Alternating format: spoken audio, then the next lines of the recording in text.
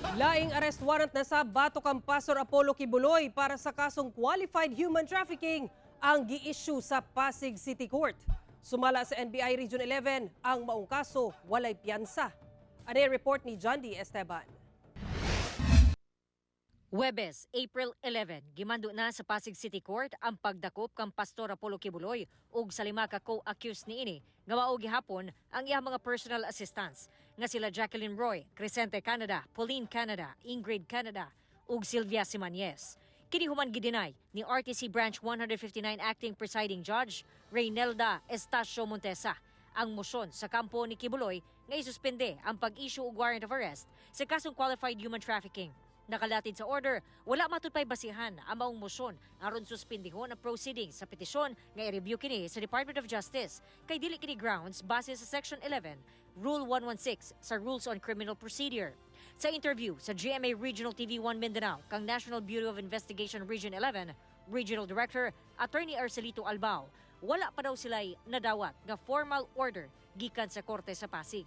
Hindi pa namin nare-receive yung order niyan formally. And at the same time, wala pa kaming warrant of arrest coming from Pasig City Court. Siguro pag na-receive namin yan, madadagdag yan sa mga warrant na hawak namin. Dadagdag doon sa pag-serve ng warrant of arrest. Sumala ni Attorney Albao, ugaling madakpan na si Quiboloy ug lima pa nga co-accused sa nasangpit nga kaso.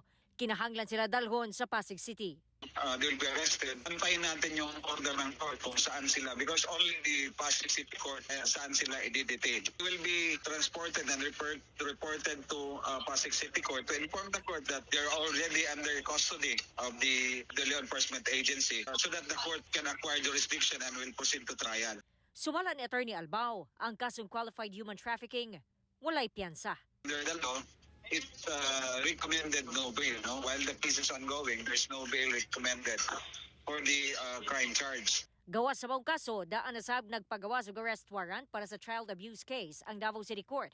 Batok kang Quiboloy ug sa lima ka personal assistants niini. Ang lima na kapiyansa na. Apan si Quiboloy, wala pa madakpi o misurrender. Adlong Miyerkules sab, nag-serve og contempt warrant ang Senate Sergeant at Arms, batok sa pastor. Apan pakya sila nga madakpan kini.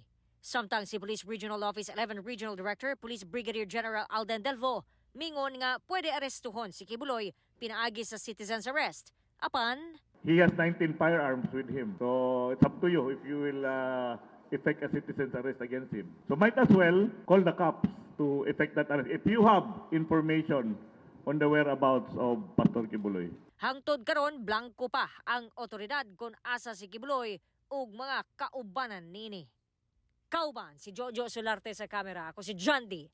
Esteban para sa One Mindanao.